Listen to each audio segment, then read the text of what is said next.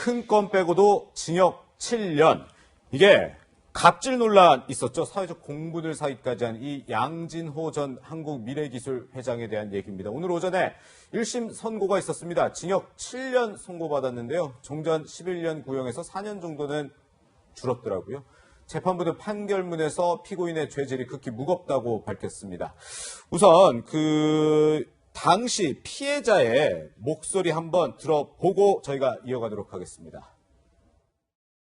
저는 양진호 회장님이 가한 무차비한 폭행의 피해자인 동시에 그분이 저희 인격을 무참히 짓밟은 영상을 몰래 촬영하고 불법적으로 소장한 저희 범죄 몰카 피해자이기도 합니다. 양진호 회장님이 지금까지 저지른 자신의 과오에 대해서 공정한 법의 심판을 받기를 간절히 원합니다.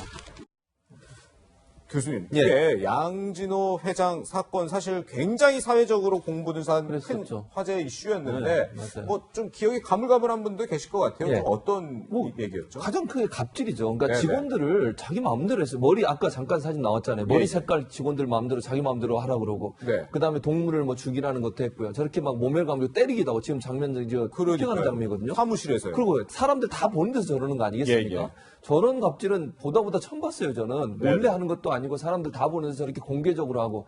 그리고 전혀 뭐 죄책감도 느끼지 않고. 네. 그러니까 직원들이 스스로 모멸감을 느낄 뿐만 아니라 상당히 어려운 상황에 빠지게 만든 아주 안 좋은, 질이 안 좋은 그런 상황이었죠. 네. 아니, 머리 색깔을 작은 마음이 아니라 부하 직원들의 머리 색깔을 마음대로 바꾸라는 게 말이 됩니까, 그게? 현실적으로 말이 안 돼. 그렇죠. 그리고 엽기적 행각까지 지금 나오잖아요. 예. 동물 저렇게 걸어가고 있는데 죽이라고 그래요. 활을 쏴서. 예. 저런 행동을 자기 의사와 반해서 저 직원들 얼마나 괴롭겠습니까? 저런 걸 보면 또 칼로 뭐 죽이라고 이런 분도 있었거든요. 동물들은.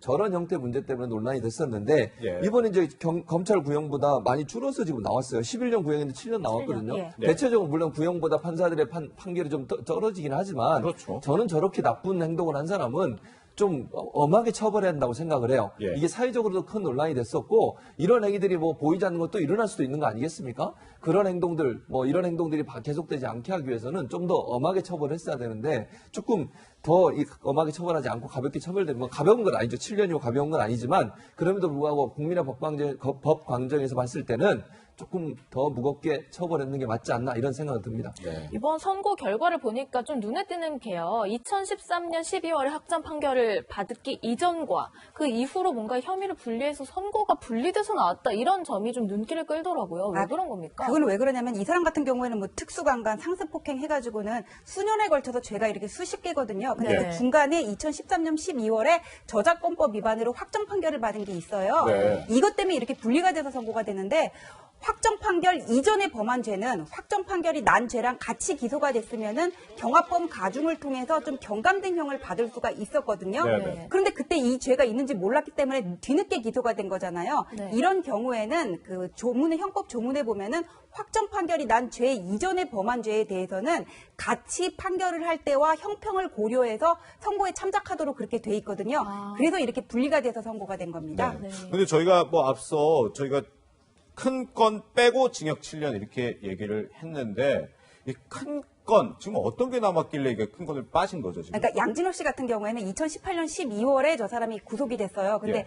한 신급에서 구속할 수 있는 최대 기간은 6개월이잖아요. 예. 근데 지금 거의 1년 4개월째 구속이 돼 있거든요. 네네. 그게 왜냐하면은 검찰이 나중에 추가로 2차 기소를 하면서 두 번에 걸쳐서 새롭게 기소를 하면서 예. 계속 그때마다 구속영장이 새로이 발부가 된 거예요. 네. 그래서 지금까지 계속 구속이 돼 있는 상황인 건데 네. 2차 추가 기소된 내용을 보면은 160억대 회사 자금 횡령 부분이랑 네. 그다음에 웹하드였어요. 그때 그게 예.